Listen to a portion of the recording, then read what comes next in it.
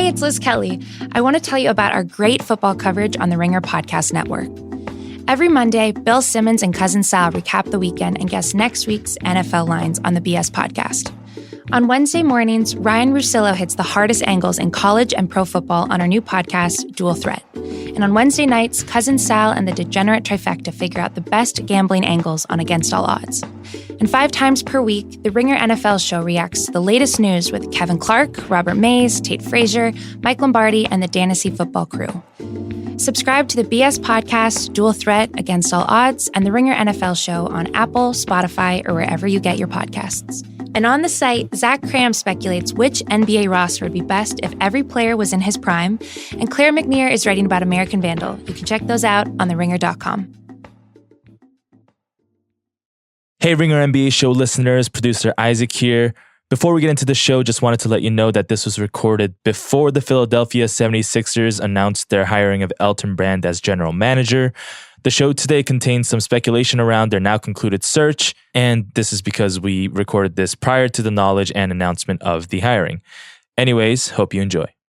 He's got smoke coming off his fingertips. He's as hot as a blowtorch. It's a heat check. You knew that was coming. It's heat check time.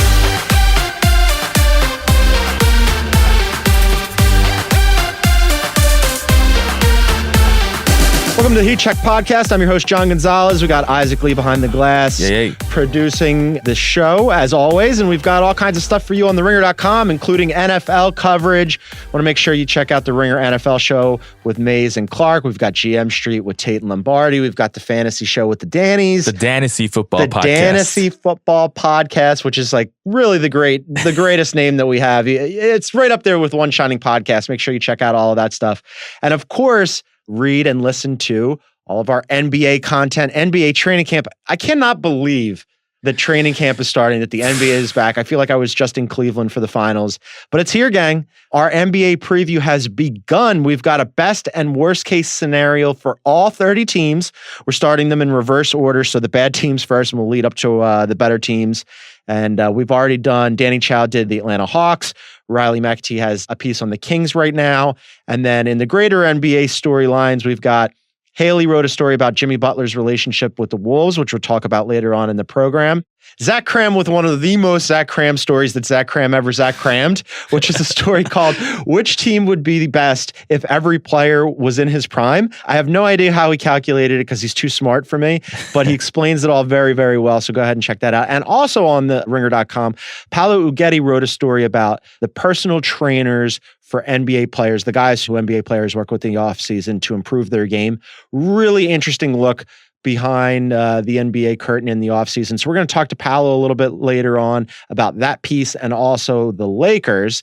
And then Mike Levin from the Rights to Ricky Sanchez podcast, friend of mine, also happens to be a Hollywood comedy TV writer. He's going to join the program to talk about the Sixers' ongoing GM search and also the forthcoming sitcom on NBC about Ben Simmons and his family situation that Mike just sold. So that's going to be really fun. But first, last night, as I was prepping this pod and figuring out what we're going to talk about, a very interesting, weird, unexpected story developed in the NBA. And for that, we need to bring in one of our favorites here at Heat Check.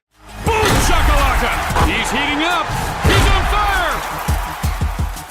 All right, joining me in the studio from Binge Mode and NBA Desktop and countless other Ringer properties, it's Jason Concepcion and Milton. Milton is also here. Hello, and yeah, good boy, Milt. So we have a lot of things to talk about. Before we do, I wanted to mention this to you as a quick aside. So over the weekend, some Ringer drama happened here. Producer Kyle, otherwise known to Bill Simmons listeners as Nephew Kyle, produces a lot of things here. He's actually the OG Heat Check producer. He's a legend. Also the former producer of Achievement Oriented, my late video game podcast here at The Ringer with Ben Lindbergh. He does a lot of different things. So he goes out into the world this weekend. Yeah. And he doesn't have any ink. You have a lot of ink. That's right. He goes out into the world and he gets his first ever tattoo.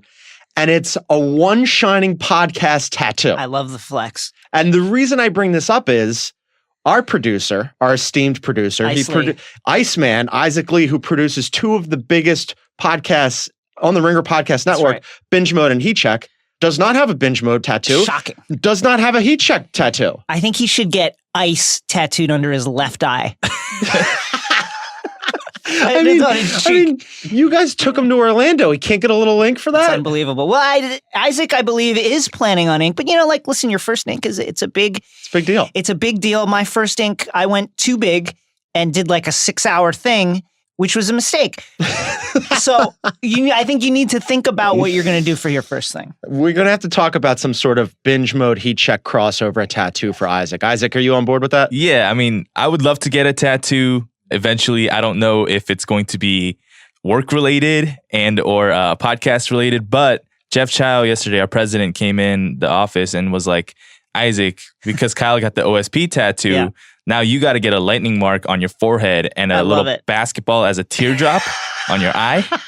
And to which I said, if I need to get that to keep this job, I might have to do that. You should make the teardrop basketball like kind of a Clippers logo also. Yeah, I could do that. That was an excellent transition. We're going to start out. I'm a pro, baby. I shouldn't. You really should. You really are. In general, when we talk about the Clippers here, it's almost in passing or by accident or when they say something funny and I tease them a little bit.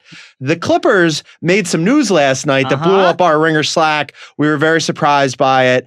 Lee Jenkins, who is a very nice guy, who is one of the great writers across the NBA media, broke some news that he is joining the Clippers front office organization. The Clippers put out a statement. He is named the Director of Research and Identity for the Clippers. He's leaving SI. He is going to the Clippers front office. They issued a statement. In this new position, the first of its kind for any team, Jenkins will use his extensive reporting background and unique interviewing style to contribute to the franchise's amateur and professional scouting infrastructure, as well as to help enhance the Clipper experience. Here's a statement from Lawrence Frank. Lee has spent his career profiling elite athletes, including most of the top players in the NBA, given Lee's talent, knowledge, and credibility. We hope to blend his approach with our existing evaluation systems and highlight the personalities of our players. He is the NBA's preeminent storyteller, and adding him to the team is a reflection of Steve Ballmer's commitment to innovation and building a best-in-class organization. Wow. Jason Concepcion, I have no idea what any of that means or what that title is. I'm happy for Lee. Tell me what this is. First of all, I want to say that my dream to becoming the Knicks international director of Spice Synergy seems one step closer. It's closer. It's going to happen. It's going to happen one day. I think that this is extremely happy for Lee. I think this is really cool. I want to emphasize that. I think that this is one of the greatest hustles ever perpetrated in sports. It essentially seems to me now, reading the tea leaves, reading between the lines, it seems like the Clippers are going to get into the content game in some form or fashion. Lee's going to be doing something. It seems that, I guess the way we call it essentially PR, but not. It appears to me like he's going to be helping Clippers players build their brand by creating profiles, stories about their players that will live on Clippers.com, I would imagine. I would guess. Right? And let's say that you're a soon-to-be free agent who's one of the top players in the NBA, but doesn't quite have the brand recognition because you've been playing in a small market that's kind of known for its understatedness and humbleness, and you're looking to build your brand. Maybe this appeals to you. Kawhi Leonard, are you listening? Maybe this appeals to you. I don't know. I do think that if you're a team like the Clippers, it's good to think outside the box. So I'm generally for this. I think this is really interesting. I can't wait to see what is created from this. It's different and interesting, and I don't know what it is. I know that during last season, towards the end of last season and the offseason, the Clippers were looking around for a media partner to have sort of a 24-hour, 7-day-a-week access to the Clippers and do a bunch of stuff. Like Hard Knocks, Hard Knocks, First Team Juventus, soup to nuts, not just the written word, but also the digital space and video space. And maybe instead of outsourcing it, they decided to go and grab somebody and bring them in-house. Maybe this is it. Yeah, he's an amazing storyteller. Lee Jenkins' profiles, they're singular, right? And a lot of that has to do with the access that he had. And Incredible access. Unbelievable access. Access king. He's the access king. Now he's got in-house access. So maybe that doesn't... Lee went on with Woj on Woj's pod and told Woj, this team is interested not just in what players do, but who they are, how they're wired, how they're motivated. That's the area he loves to explore. And he said, between the market and the owner, they have advantages to author one of the great sports stories ever. Here's the interesting part of what he said. You can tell a great story without writing it. There are ways to build it behind the scenes. This is where I go, the question mark bubble is above my head, and I'm just waiting to see what that is. Because if you bring in Lee Jenkins is a great wordsmith, right? He's a great storyteller. You give him a little access, he spins these 5,000 word yarns on to the next, right? If he's not writing it, how are you building the Luke Mute or Boban or Milos Teodosic behind the scenes brand story? That's my question. I don't know, but and does it change anything for the Clippers? I don't think it changes anything in the short term at all, right? Do NBA fans care? Because we're geeking out on it. I think NBA fans writ large probably don't have any idea about this. Welcome to Heat Check. Here's 20 minutes on Lee Jenkins. Great. I'd like to veer for a second. I think that what's interesting to me about this is, one of the critiques of Lee and anybody who peddles in excess is propaganda is strong, but now what do you have to trade off in order to get that access? What is your coverage? Right. What kind of punches are you pulling potentially? Right. In order to get that access. Right. It's interesting and sort of a tacit admission that Lee is good at navigating those questions in a way that is beneficial for players. Yes. And certainly there's a political component. A team that Lee would be hired for this job. So yeah, there is a political component, and it's a kind of a tacit admission that Lee is good at navigating those waters. What comes out of this? I don't know, but I do think that, Netflix has a bunch of these kind of behind the scenes sports team properties. First Team Juventus is one of them. It's about, the winningest team in Serie A, that Juventus. Very interesting. There's a Boca Juniors about the very storied Brazilian teams coming out. So these kind of things, it's interesting that the NBA doesn't have one yet.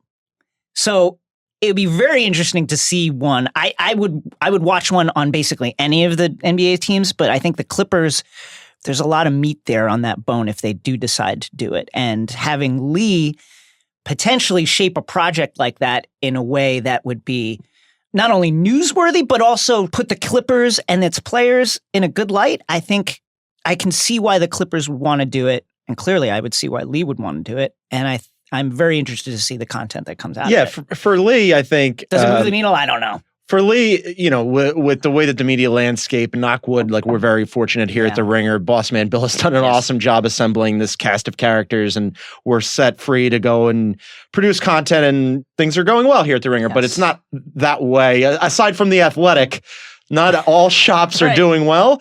SI, I think, has fallen on some hard times, as we know, with the layoffs. So for him, jumping to a front office makes absolute sense.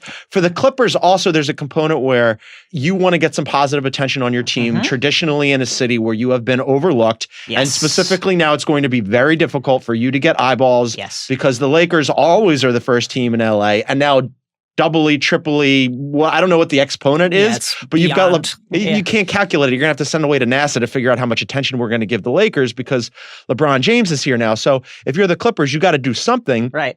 But I'm with you. I look at it and I go, I don't know. Am I going to pay more attention to the Clippers now? Because I always read Lee Jenkins. Yeah. Is he going to figure out a way to get my eyeballs onto the Clippers that I hadn't imagined? I don't know. I think I have to think outside the box. You know what I mean? Yeah. Is Gallinari selling tickets? Love my guy, Danilo Gallinari, but Boban was here recently and took a nice picture with Paolo, who's going to be on the show. Love my guy, Big Boban. Is he selling tickets? I don't know. Is Tobias selling tickets? So I understand what the Clippers have to think outside the box.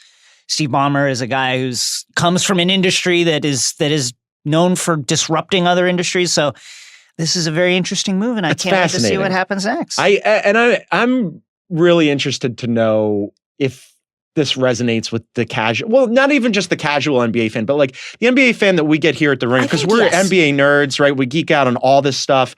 I wonder if they go, oh man, Lee Jenkins. NBA nerds, I think, will geek out over this. I mean, it is startling.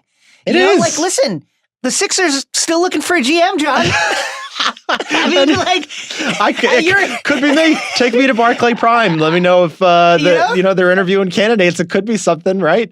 My God, it's just crazy. If the Knicks came to you tomorrow and said, Yes. Listen. I would just say yes. You'd give up binge mode. You'd give up LA. I've always respected James Dolan's vision for the team. You love his music. His music is very meaningful to me. Director of Spice, come at him, do this thing. Jason is available. All right, we got to talk about some actual basketball. Sure. Initially, this was supposed to be the Jimmy Butler podcast component, and Jimmy Butler and the T-Wolves not having a great relationship right now. The Athletic's John Krasinski reported that Jimmy Butler would meet with Tom Thibodeau and Scott Layden to have honest conversations about the All-Stars' future with the team. According to the Athletic Minnesota, he had a story on it. He said that the meeting was supposed to happen on Monday.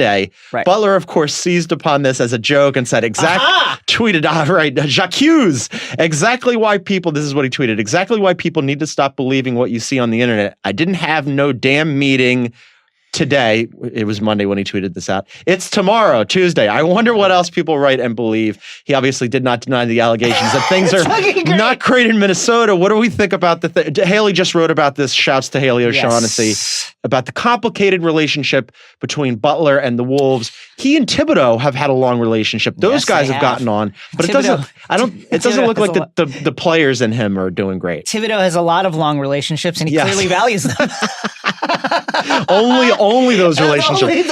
Others. No. Do you think he was the guy who he made some friends and then was like, I'm good. I made some friends in grade school and I'm never going to have new friends. I think, listen, I mean, this is kind of an aside, but this is the downside of the coach GM combined job.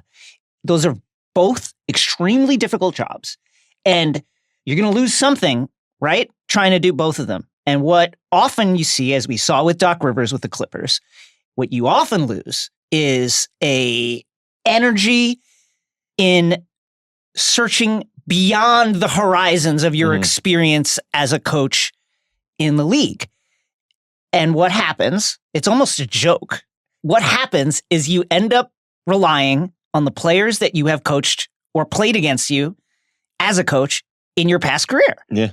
And man, is Tom Thibodeau doing that? Acquired Jimmy Butler already, right? Yeah.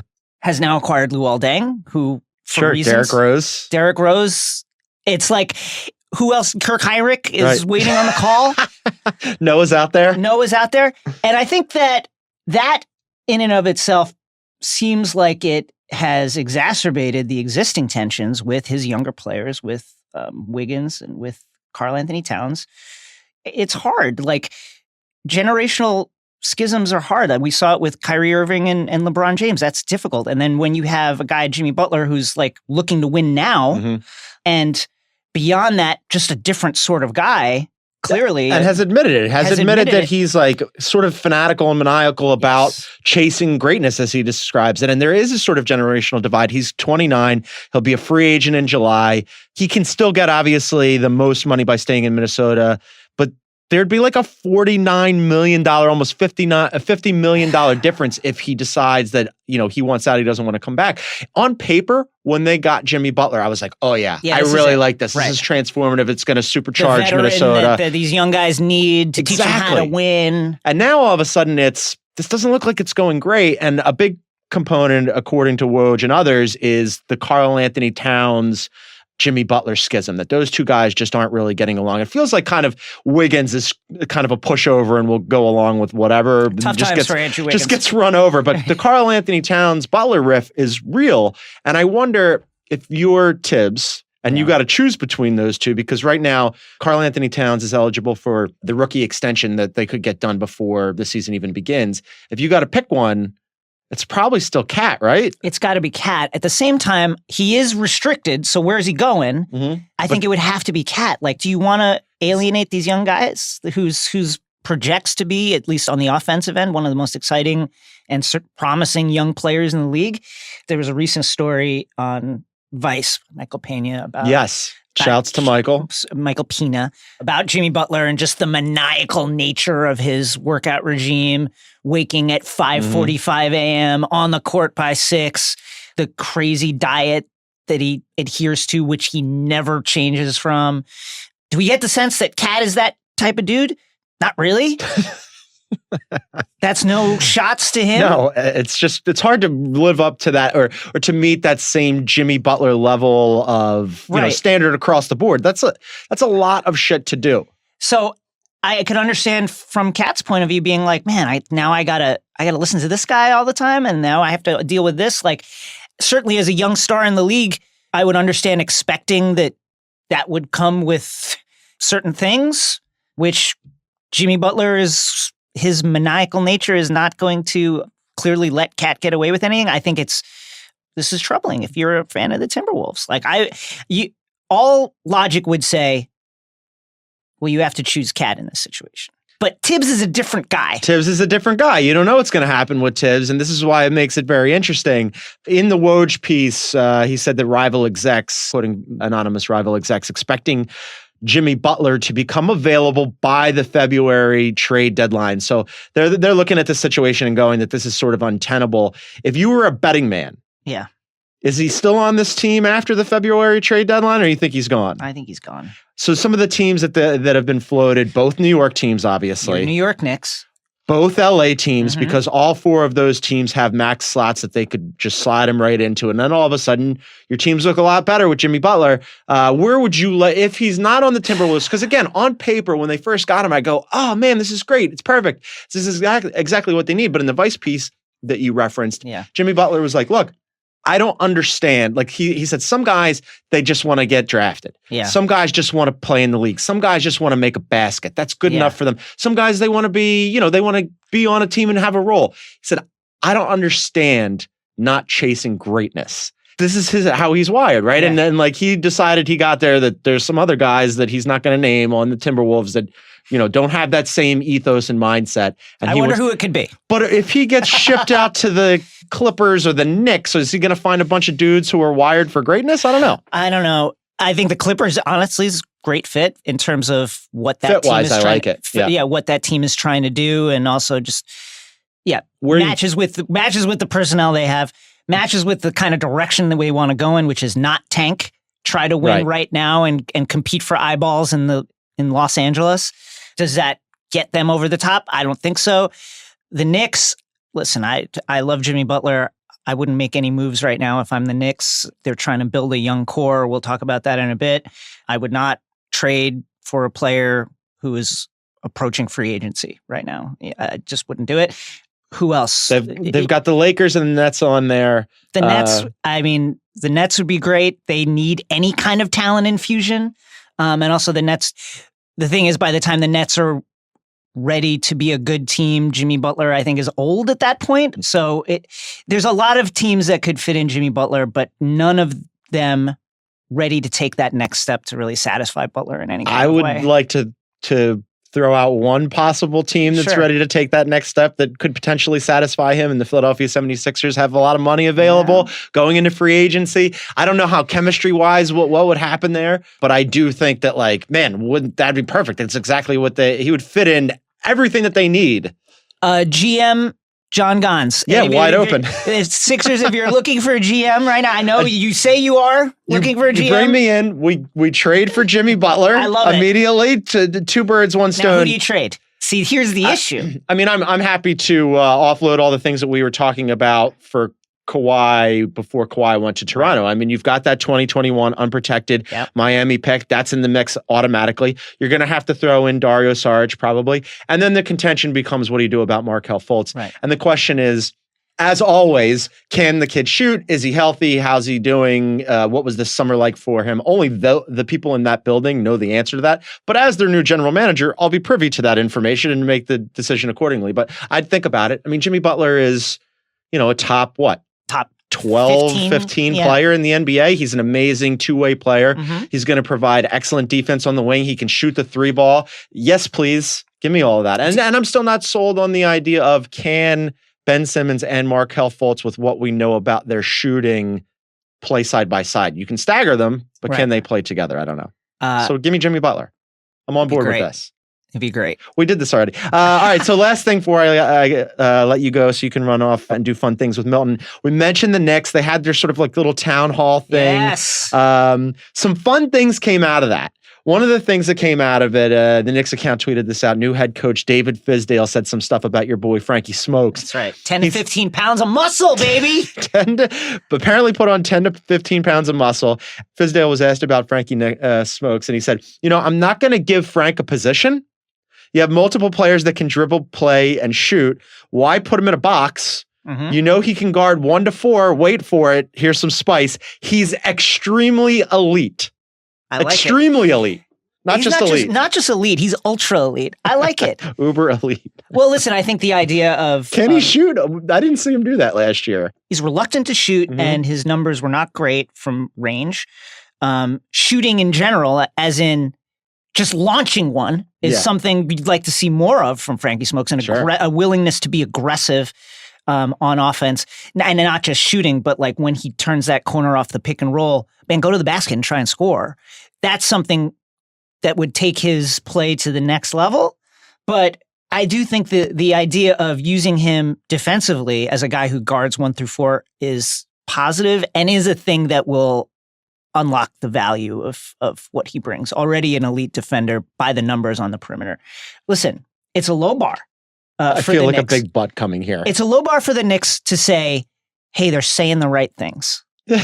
But they are saying the right things. The team this is a team in the past that has been saying troubling things, saying the wrong things. So the fact that some of the statements that have come out of this Knicks town hall are things like Steve Mills saying, we're not going to trade our draft picks. Yeah. We're going to value draft picks. We're going to value draft picks. Great. I'm all in. Yeah. Like, this is what, like, I'm sounding like I'm being facetious. But yes, like this is a team that traded, 2 second rounders for Andrea Bargnani. Great.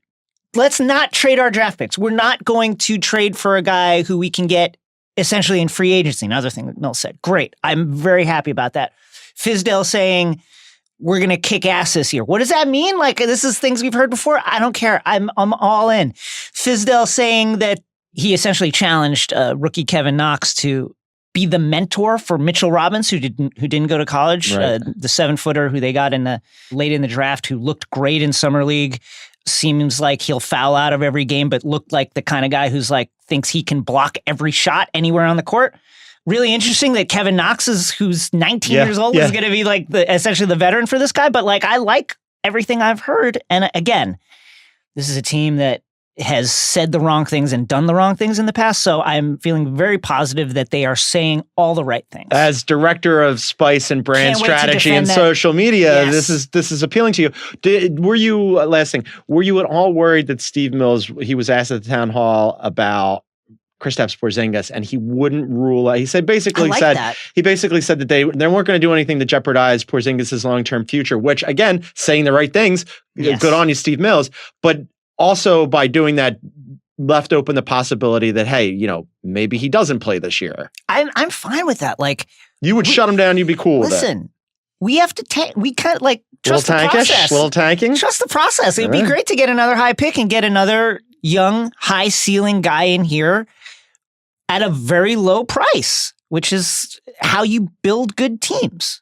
Your soon to be employer, this Philadelphia 76ers, did that thing, won 50 games, over 50 games to the shock of many last season, and are one of the teams on the rise. I think that's a thing that the Knicks should look at doing if it makes sense. No reason to rush Porzingis back, bring him back for the last 15, 20 games of the season and ease him back into it.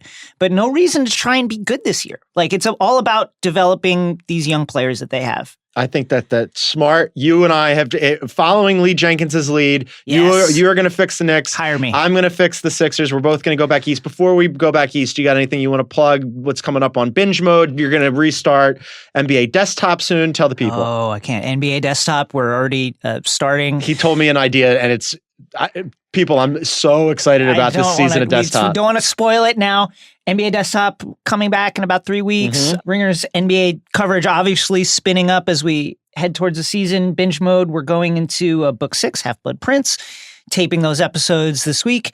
Find them everywhere. Stay tuned to theringer.com where lots of great stuff is happening, including from your guy, future Sixers GM, John Gonzalez. Jason Concepcion and Milton, thank you. Thank you. All right, Jason's the best. We love him. We love Milton. We're going to bring Paolo in just a second, but first, a word from our sponsors. Today's Heat Check is brought to you by ZipRecruiter. Hiring is challenging, but there's one place you can go where hiring is simple, fast, and smart. A place where growing businesses connect to qualified candidates. That place is ZipRecruiter.com/RingerNBA. ZipRecruiter sends your job to over 100 of the web's leading job boards, but they don't stop there.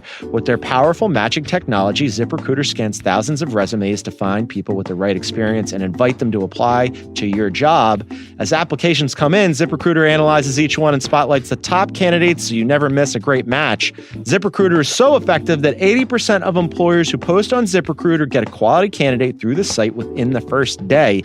And with results like that, it's no wonder that ZipRecruiter is the highest rated hiring site in America. And right now, our listeners can try ZipRecruiter for free at this exclusive web address. It's ZipRecruiter.com/RingerNBA. That's ZipRecruiter.com/RingerNBA. ZipRecruiter.com/RingerNBA. ZipRecruiter, it's the smartest way to hire. And now, let's bring in the champ, Paolo Uggetti. Boom shakalaka! He's heating up! He's on fire! All right, joining me in the studio, one of our favorites here at the Heat Check podcast. I haven't had him on since his new title bump.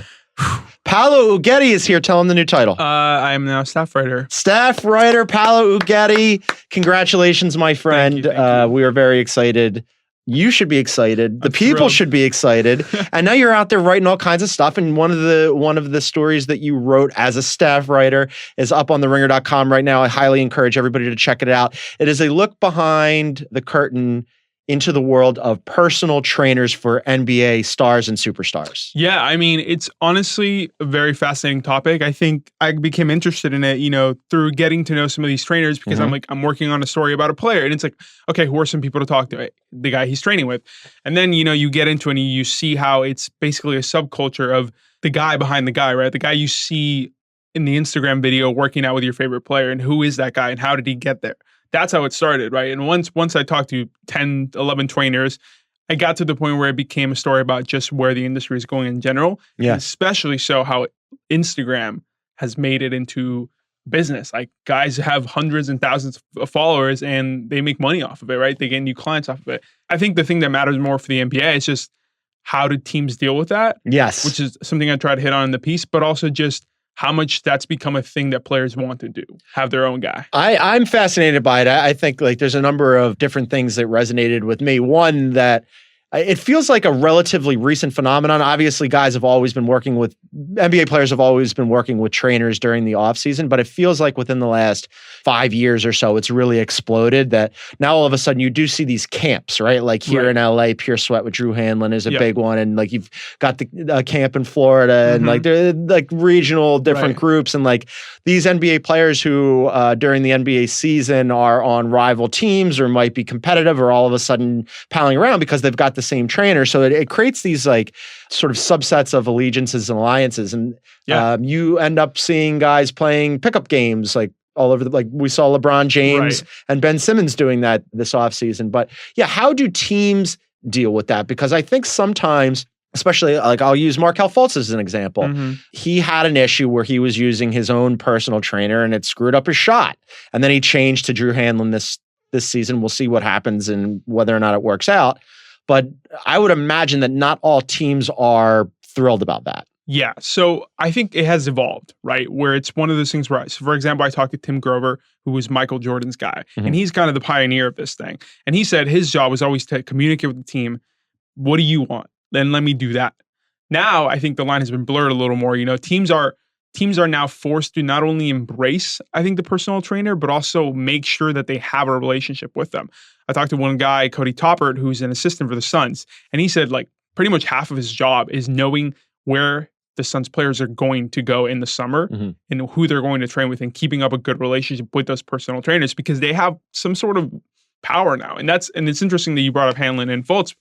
If you think about it, and I said this in the piece, Hanlon's one of the few people who really knows how Fultz is doing, right? And he has that kind of power on like how much information he disseminates or maybe the team tells him how to disseminate. But just that relationship is fascinating because they now are here to stay, right? The trainers. It's just a thing that every player wants. Even the guys that are coming up, as one agent told me, like these guys are almost helping us recruit these guys because they get with them earlier than we could ever get into. I wonder with some of the team, like what kind of friction there could potentially be, because I had talked to, and I won't mention the trainer's name, but I had talked to one trainer who has a pretty significant group. I wouldn't say he's like the top tier handling group, but I would say like 1A, 2, somewhere in there, right? And I was like, what if you're doing something that the team doesn't want you to do, or that maybe they don't want their guy working out with you? And he was basically like, tough shit. They can't really do anything about it. It's the player's choice. Yeah, well, that's the thing, right? We talk about so much about how much players exert their player agency and their power with free agency and just with how much they control the narrative and all that. LeBron is obviously the prime example of that.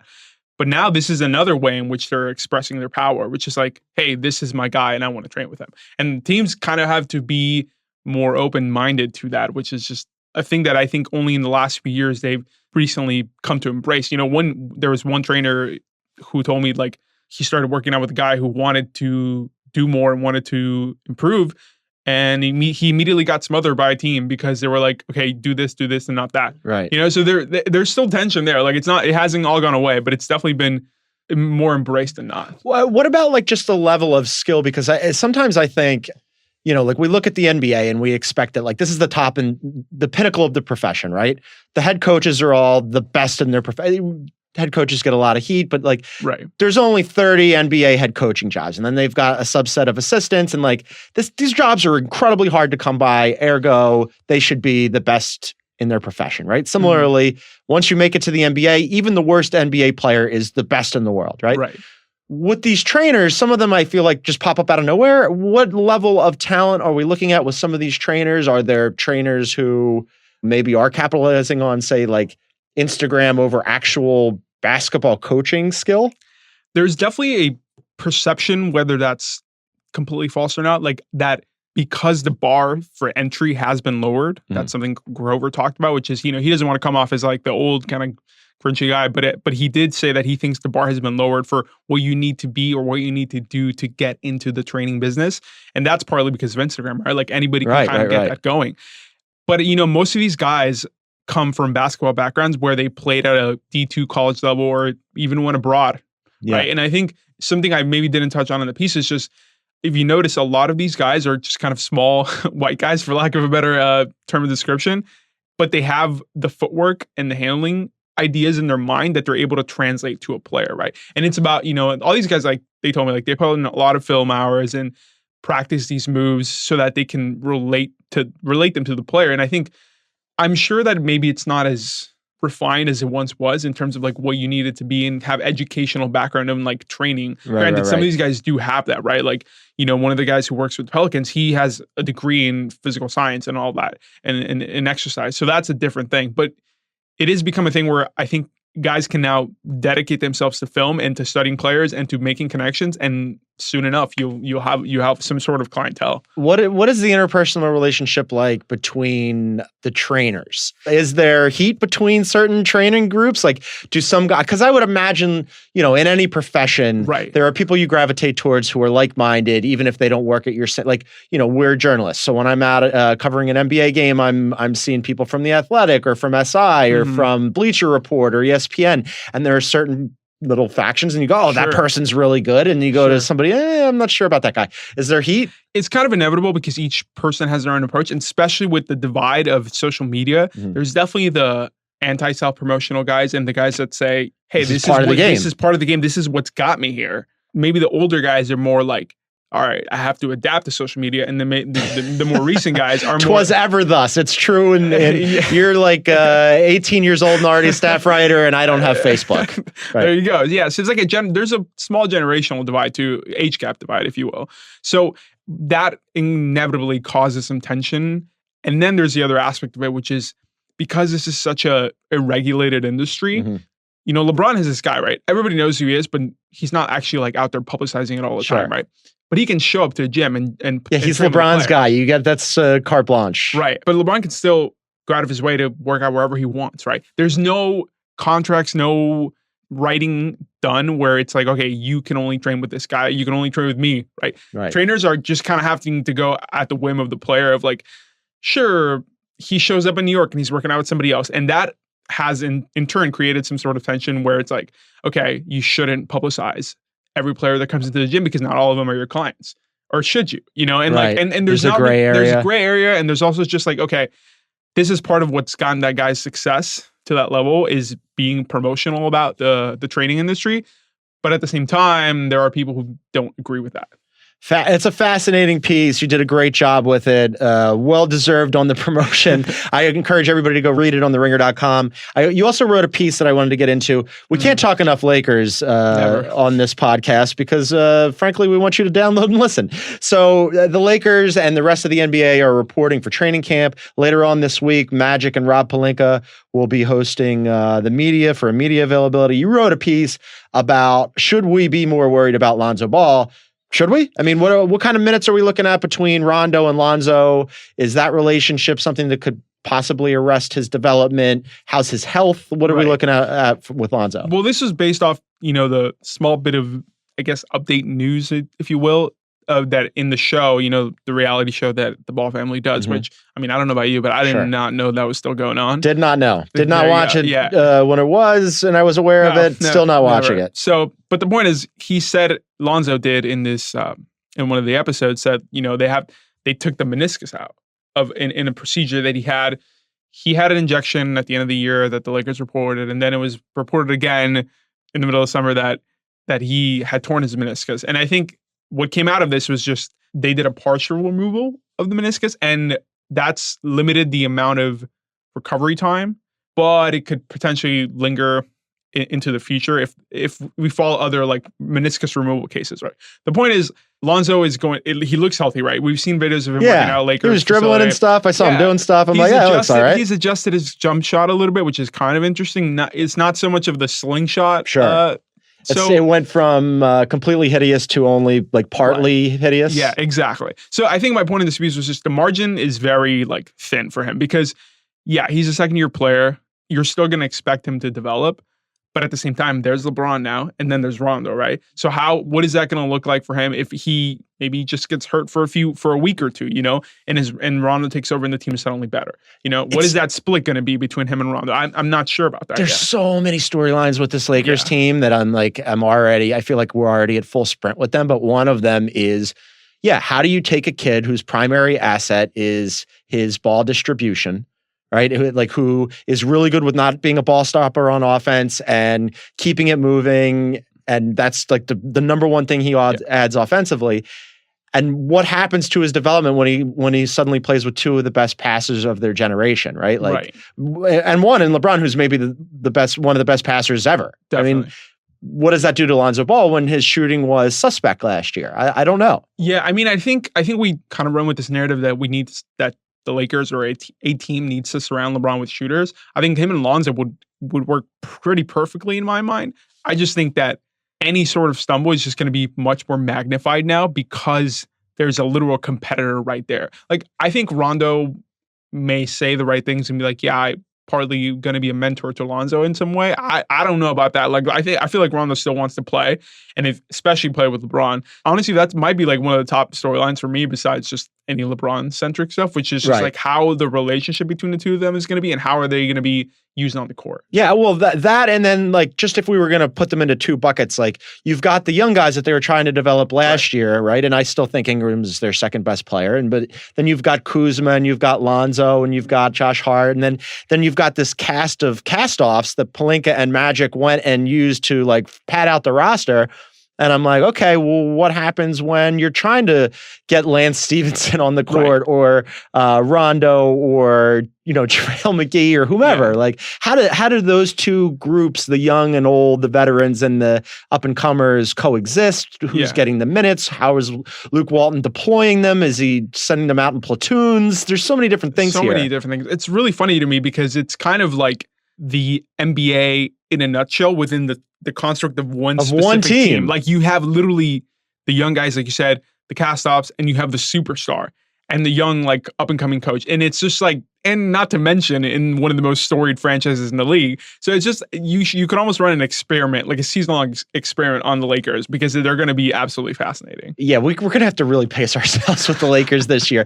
It's been a lot. One of the things that I was wondering about this, like, are you on board with this Lakers team? I feel like the Lakers are a very divisive topic, not just within the NBA writ large, the greater NBA community, but specifically here at the Ringer. Like people are either like, no, they're not going to be very good. They're probably going to miss the playoffs, or they're going to be better than expected, and they're going to be one of the better teams in the West. Where are you? Yeah, I'm going to stay very on brand and go in the middle of that, which is just like, I think they're just going to be like the 5th or 6th seed, and they're going to be fine because it's LeBron, and I don't want to, I'm not going to be the person to sit here and doubt LeBron. And I think when you look at the roster, it's good. Brandon Ingram is bound to get even better, which already puts him probably at number 2 on the team. And the rest of the guys are all improving. The cast-offs I'm a little worried about because I don't know how they're going to fit in all this. But I think the goal and probably what the Lakers hope is that the young guys can eventually take most of the minutes, and the cast-offs just become role players, which is what they would thrive in. Let's use the Oklahoma City Thunder as like a baseline because they were the middle of the playoff pack in the Western Conference last year. And like sort of like we looked at them and we were like, they should be better, but they never really were. Right. And then they get a first round bounce. Better or worse than the Oklahoma City Thunder this year? Well, I am extremely high on the Thunder, and over the last week, for some reason, I've decided to really lean into that take and say that the Thunder are going to finish second in the West. Right as Russ was getting shut down for a month for surgery. Well, it was awkward timing, but I think they're going to do a little bit worse than the Thunder, but I think they'll fall, like I said, in that middle, like 4 to 6 seed. Right in that area. I'm in on the Lakers this year. I mean, like you got the They're king. gonna be so fun. How could you not? I mean, look what he did with Cleveland last year. That team was bad all year long for various purposes. First, they had chemistry problems and injury issues. Then they blew it up and brought in a bunch of guys who did not play well at all. And LeBron bootstrapped them into the playoffs and then into the NBA Finals yet again. And if not for J.R. Smith's meltdown, would have stolen a game against the Warriors. And who knows what happens after that. And give me LeBron James and the Lakers. Why not? It's going to be fun this year. And you can say like, oh, the East is bad and whatnot. But I do think the West is extremely competitive.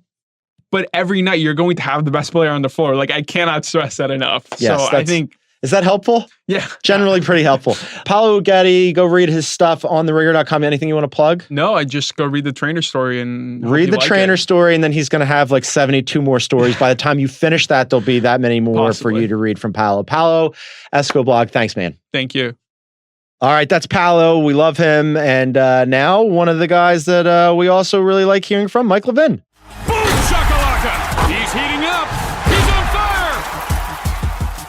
All right, joining me in the studio, he's world famous now, gang. I mean, he has a very popular Sixers podcast called the Rights to Ricky Sanchez podcast, which, of course, frankly, everybody already knows about it. But on top of this, world-renowned, big-time Hollywood TV comedy writer Mike Levin is here. Hi, John. Not big enough to get to watch your dogs last weekend, though. You were going to watch my dogs. You didn't have to watch my dogs because you were too busy going around with the Hollywood muckety mucks. Tell everybody about the show that you are doing with Ben Simmons and some guy, LeBron James, I think is attached to it. Yeah, crazy. We sold a pitch. My writing partner and I, Patrick Kang, we sold a pitch with Warner Brothers to NBC to make a show sort of inspired by Ben Simmons' life, and it's with LeBron's production company, Spring Hill. Some good folks over there. It's crazy to It's amazing. It's amazing. I'm so happy for you. Like this is, you kind of let me in a little bit to tell me when it was happening, and we were very excited and keeping our fingers crossed, but it was one of those like knock on wood things you don't want to jinx it. Yeah. And now there's nothing to jinx. Like you're doing it. Yeah. Well, we sold the pitch, and so we're writing the script, and hopefully they pick it up to pilot, and then hopefully they pick it up to series and all that stuff. I know you can't tell us a lot about it because this is like all very close hold, but the basic gist is it's basically built around the family, right? The family aspect of Ben Simmons and his brother, and so right? Did I do that well? Yeah. So I use words for a living. Yeah. So it's Ben, they come from a mixed race family. Ben and his white brother, who's 10 years older, from Australia, moved to Philly to be the #1 pick in the NBA draft, best prospect, that kind of stuff. It's crazy to even say out loud. So it's like it's called Brotherly Love. It's a Sixers show. It's a Philly show. It's a mockumentary, right? Basketball. It's a mockumentary, yeah. So and hilarity ensues. Yeah, well, fun making fun of like the Hard Knocks and the 30 for 30s and all that fun stuff. Well, I've read some of your scripts before. You sent me some other things that you've written. You worked let me just tell you what a big time Hollywood TV comedy writer I have sitting across from me right now. Blushing. Worked on How I Met Your Mother. Worked on The Grinder, which way underrated, Trial and Error, critically acclaimed, hilarious, and now his own deal with your writing partner, Patrick Kang. Yeah. It's wonderful. So things are good. Applause. I'm very excited about this. Like you mentioned with your podcast partner, Spike Eskin, on the Rights to Ricky Sanchez podcast. And by the way, Jason Concepcion was just on another Ringer staffer. You guys are basically just plowing through all the non-banned Ringer staffers. That's right. We're poaching you one at a time. You're like the new Athletic. We're all going to work for the Rights to Ricky Sanchez podcast. And podcast. we pay very handsomely. Yes, excellently. I can't wait to see my check. On that podcast, Spike had said, hey, I wonder what kind of conflicts of interest this will. Because now Ben Simmons is the greatest player in the NBA. Well, I don't have to lie about that. All right, so let's talk some Sixers. I'm excited to talk some Sixers with you because we do that regularly when we're just sitting around.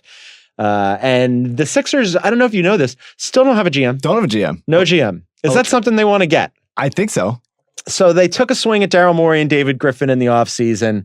Keith Pompey reported that they didn't want David Griffin because they wanted to find somebody who would, quote, make collaborative decisions instead of a GM who will have final say. Strange.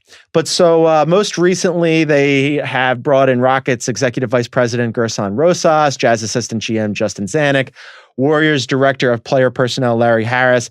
They went back to Zanuck and Rosas for second interviews, took them out to dinner. Oh, I like that. Where do you think they went to dinner in Philly? It's been a while since you've lived in Philly. You're not really up on the restaurants, right? No, I would say, like maybe like a Barclay Prime or, I was going to say like the Works in Richboro. Get like a buffalo chicken cheesesteak. I like that idea. I personally would take them to like New Wave Cafe. Shouts to New Wave. Or Zahav. Zahav is really nice. These are all the places that you go when you go back. Old high school haunts. They're also talking about potentially interviewing in-house candidates. So after some pesky online media outlet blew up Brian Colangelo's association with burner accounts, I'm honored just to be here. They had to sort of have this stewarded by Brett Brown, this consortium of front office executives that includes Mark Eversley, Ned Cohen, Alex Rucker, and Elton Brand, who are sort of like bootstrapping the entire front office operation together in conjunction. But so all of those guys will evidently be still in the mix or being interviewed for potential promotion to general manager. You don't like it. Well, you want to go away from it. How is this not weird? We're going to interview everyone and we're going to interview other people outside. And we want, regardless of these guys get the job, we want them to keep the job. Stay here. We might not hire you, but we also we promote you a little bit. It just feels like also they're thinking, people think like 2 steps ahead. The Sixers are thinking like, they can see no steps. They're wearing blindfolds and they can see their eyelashes, and that's as far as they're. What are those things that horses wear? The blinders. Yeah. That's it's interesting because Joshua Harris, majority owner for the Sixers, told Woj that this wasn't going to be some big tournament. He said that there were like a small number of elite sitting GMs that they would be interested in. Obviously, Daryl Morey was one of them. That didn't work out, and then there were some other guys who were up and comers that they wanted to interview. I think that obviously is the Gerson Rosas, Justin Zanuck crew, right? I wrote a story last week. You can find it on theringer.com, shameless plug, where I had talked to some various league sources and other executives around the league. And as one person put it, he's like, I don't know if they know what they want. Yeah. Or what they're doing. Well, I mean, I think, so for whatever you think about the Sixers ownership group, when they hired Sam Hinkie, there was a clear, defined goal. We're going to bring in this young and up-and-coming general manager, executive, and we're going to empower him to put in place a long-term vision for success. We're not going to be about today. We're going to be about tomorrow. Now, they've had a hot light turned on them by the league office and some other owners about tanking, and they gave up on it. But initially, when they started it, they knew what they wanted. Then they bring in the Colangelos, and they go the other way. They wanted to, quote unquote, relationships, appeal to the old guard, basically go the exact opposite way of Sam Hinkie. That also didn't work out for different reasons, but they had an idea of what they wanted to accomplish. I don't know what they want to accomplish right now. I think they just want to stay out of the news a little bit.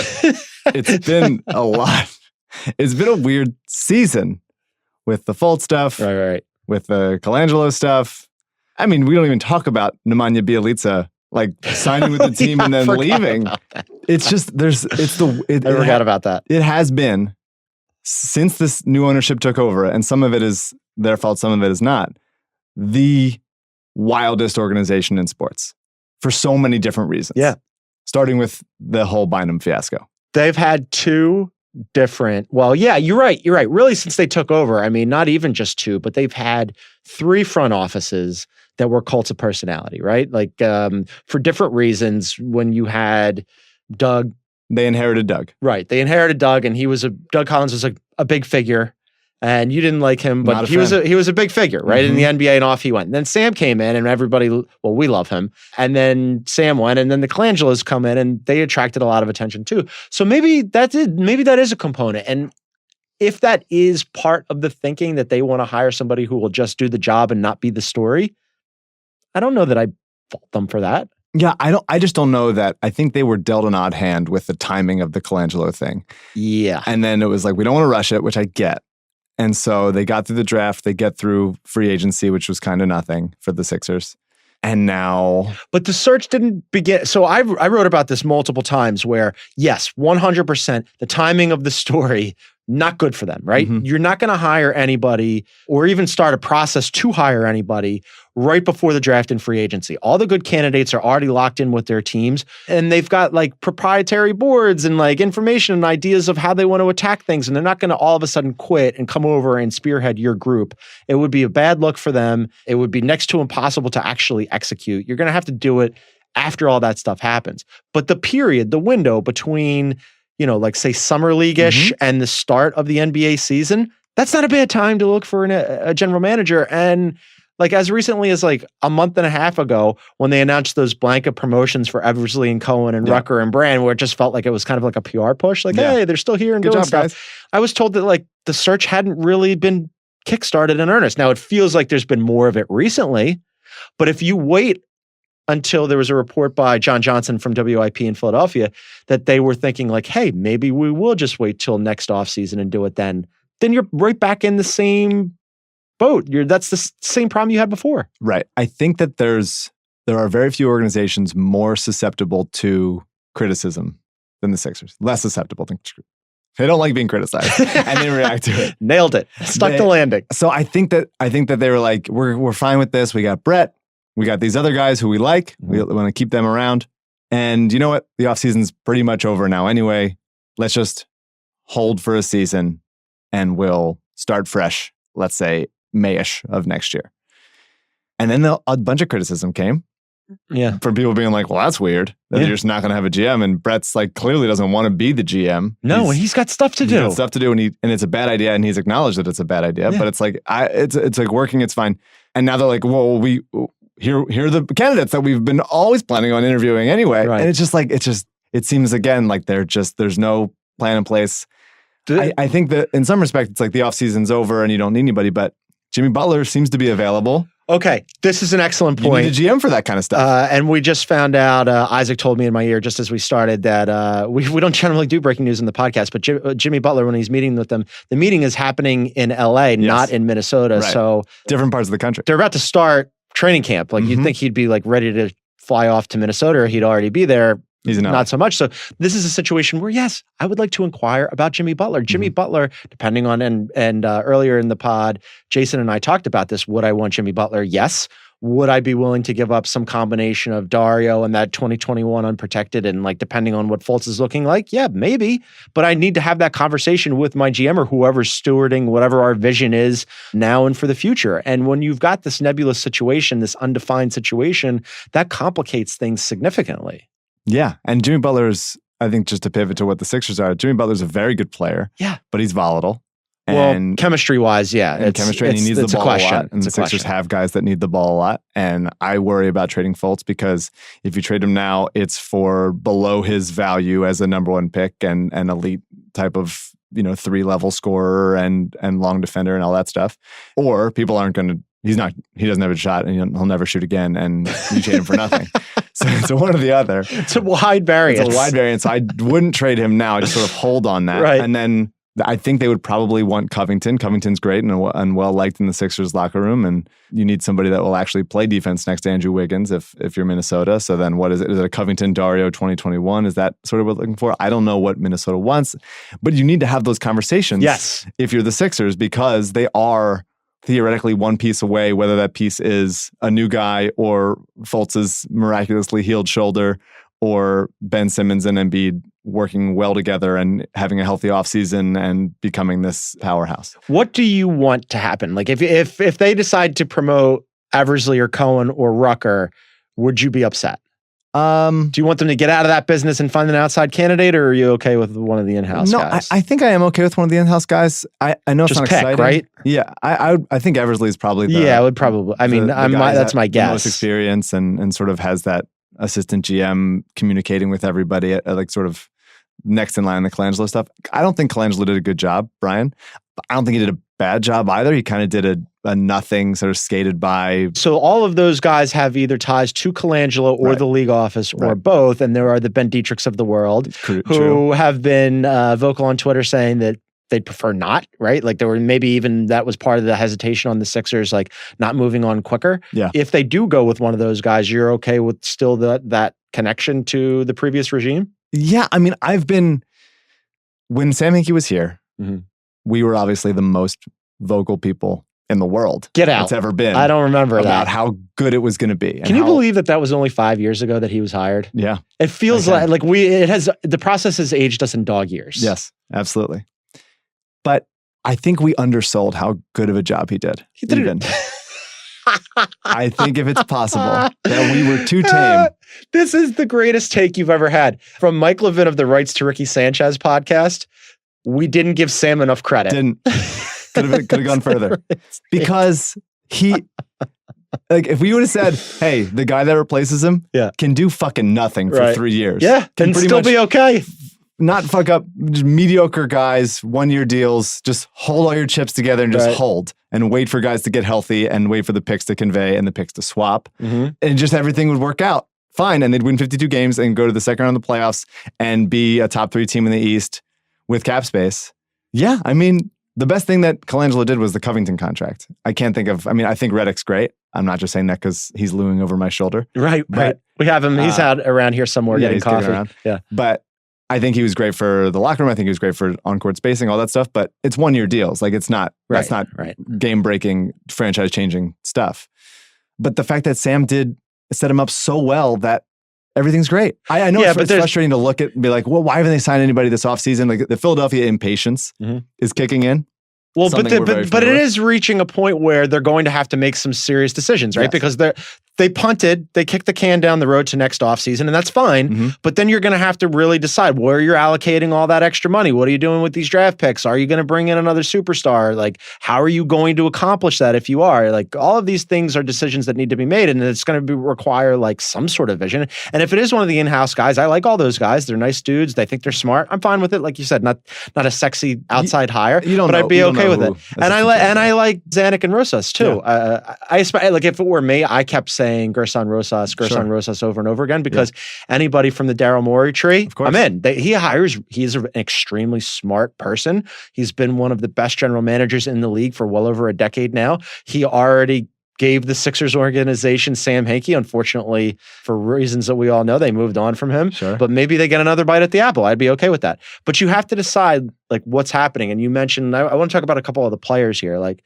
you mentioned Fultz. Like this is critical, right? It's already like, what do you got in him and what are you doing? How do you feel about Fultz? Like, what do you think we're going to say? I've heard he's shooting. I've heard shooting the basketball. I've heard good things. You got to do that in the NBA. Yeah. I've heard he's pulling up a little bit. Would like to see a little bit more shooting off the catch. Would like to hear that he's hitting shots off the catch, especially if him and Simmons are going to play together. He's going to be playing off the ball. You're optimistic? I don't know. You're smiling. We've been in this like holding we've been talking about this all summer for so long, and it's like, well, one day we're gonna know. We're gonna know. We will be able to see him, and people will say he's shooting like he shot at Washington, or he's dead. One of them. It's got to be one of them. I don't know how it keeps happening. I don't know how we keep not having an answer to any of the questions. Sixers don't have a GM. We don't know if Fultz's shoulder is falling off. So you mentioned this, like, so there's a fascination with him for obvious reasons. I mean, he was the #1 draft pick, and you mentioned JJ a second ago. Shouts to Ringer staffer JJ Redick, who also moonlights as a basketball player. But he said on a podcast recently, like he was pretty pissed off at the media. And remember last year, like he read him in the riot act because like it was like constant Markelle Fultz watch, right? Where there was video of him doing mundane things, and JJ made some good points in that he's only 19 years old. Our obsession with him as media members, like watching him do things, like I could see as a basketball player where you'd get sort of frustrated with that. On the other hand, he was the number 1 draft pick. Yeah. This is our job. How could you not be fascinated with it? It is Philadelphia. And oh, by the way, isn't there some culpability for the Sixers just dangling him in front of the media every single time? What did you expect to happen? Well, that was his call. Fultz wanted to. Yeah, that's true. I mean, like, they could have exercised like, well, just later. Just wait until it's not media. For period. sure. Like, I don't like, I get both sides of it, but for me, obviously, as a writer and as a journalist, I go, yeah, man, like, this is kind of part of the business. You're in the NBA. It's the big leagues. He had the biggest cover of all time to wait this out and hopefully get better and look a shot because the Eagles won the Super Bowl. Philadelphia was distracted. Yeah, a little bit, yes. Had it came together in March and he was shooting again, it would have been like, oh, remember that? That was weird. Didn't happen. Yeah. Wish it did. This offseason, Eagles still won the Super Bowl. The Phillies were doing pretty well for a time. Still a little cover of like maybe if Fultz just like he's in the gym. Yeah. He's closed up. We're not seeing what's going on there. Drew Hanlon's got this. He's had cover. He just has to shoot. He just has to shoot. There's no more excuses. It is sad that whatever's happening that it one way or the other, we're going to get resolution. And that's why I'm saying like, the story hasn't gotten any smaller. No, it's the same thing. It's the same story. It's the same story. From one guy who may or may not shoot to another guy who may or may not shoot. Ben Simmons, we saw plenty of video of him all off season working on his jumper. KOC, because he's a maniac, broke down a video of him shooting with his opposite hand on James Corden. Are you optimistic that Ben Simmons can shoot now or shoot a little bit? I'm legally obligated to be. No, I'm just kidding. I don't think he's all of a sudden going to turn into like he's pulling up off the dribble and that becomes a weapon. I just need him to be able to spread the floor and shoot off the catch. That's it. A little bit. If they go behind on screens, just keep the defense honest a little bit. If that means like 75 threes for the whole season, if he shoots like 20 of 75 from 3 for the season, I will be happy. I'll be thrilled. And we know he can hit those shots because he hits them in practice, but it seems like we haven't talked about it. Yeah. But it seems like he thinks he can get to the rim better or he'd rather use his teammates. And I get that. When I play basketball, I'm not a great shooter. I'd rather get to the rim. I have teammates that I'd rather do. Charlie Widows, who I played ball with, and Patrick Kang, both better shooters than me. I'll drive and kick. But you got to keep the defense honest and shoot when you're open and do that. So hopefully that becomes the case. 20 of 75, I'll be happy. Look, he's a really good basketball player, even without a jump shot. Yeah. So if he adds even a semblance of one, then all of a sudden you're off to the races. But even if it's just the Sixers team that we saw last year, they should still be pretty good. I want to remind you that you're on the Heat Check podcast and not the Rights to Ricky Sanchez podcast when I ask you for this final question. Okay. Where do they fall in the Eastern Conference pecking order? I would say, it just depends. I think all 3 teams at the top, Toronto, Boston, Philly, they're so, not, I want to say unproven, but there's question marks because we've never seen all of those teams together. We don't know what Toronto looks like with Kawhi. We don't know. They're clearly the 3 best teams, and then it's everybody else. Yeah. We don't know what Boston looks like with Kyrie and Hayward and all those guys. Like, how's that going to work out? Al Horford played out of his mind in the playoffs last year. Like, is that going to keep up? Your eye is twitching when you say that. It's very strange. All of a sudden. Now. No, I don't want to talk about it. An involuntary reaction. I would say it seems, at least for this season. Yeah. I would say it seems like Boston is at the top. Yeah. And then depending on health and that's exactly how I have and everything, then Toronto or Philly could be. Boston's so deep, and I know that Sixers fans hate to hear that, and I know Boston fans love to gloat about it, but I just look at their roster and I go, oh my God, they were already good. Now they get back 2 All-Stars. It's crazy. And then on that second tier right behind them, I have the Raptors and the Sixers, 1 and 1A. You put them in whatever order. For sure. But this is another reason why a general manager would help, because who knows? You had a Jimmy Butler or another star at some point before the trade deadline. Now the complexion of the team looks better or different, and who knows how that elevates. Well, I think Wilson Chandler's going to help, and I know that that's not the sexiest signing, but I think, or the trade, but Boston has just like bodies that they can throw at guys, and we saw that JJ or Bellinelli or TJ or guys that, Rashawn, there's guys that just like couldn't hang on the defensive end for the Sixers, and I think that they've Muscala and Wilson Chandler. And hopefully Zaire Smith, when he's healthy, will be able to like body them a little bit. And I also, for doing Heat Check podcast, I'll throw some hot take at you. Okay, hit me. Boston's a worse team with Kyrie compared to playoff Terry Rozier. Because playoff Terry Rozier, madness. Terry Rozier, who everybody switched on to because he can't guard anybody. That Terry Rozier. Terry Rozier's a better defender than Kyrie. No, bigger bodies. They were putting him in the spin cycle and like every time having him switched on to bigger players. For sure. I mean, yeah, okay. I'll take Kyrie all day, every day. But I'm not saying Kyrie is a worse player than Terry Rozier. I'm saying Boston, the way that they were playing in the way playoffs, that they play, they're a better team with Terry out there because they can switch on to anything, and Kyrie will get exposed, and doesn't move the ball as well, and can't get fouled as much. Terry Rozier went out of his mind in the playoffs. I was throwing foam rollers across the room. You saw it. I did. Watching television or watching Sixers games with you, especially playoff basketball with you, is very tense. It's very tense. I want to commend you because those are two of the best hot takes ever on the Heat Check podcast. One, that Sam Hinkie didn't get enough credit, and two, that somehow the Celtics will be worse with Kyrie Irving. Right. And we're going to leave it there. Mike Levin, you can listen to him on the Rights to Ricky Sanchez podcast, and you can watch many of his very funny television shows, including be on the lookout for Brotherly Love, which is going to be Emmy award winning once it gets made. Probably. To borrow from Mostef, buy his rookie card now. After this year, price not coming down. He's that talented. He's Mike Levin.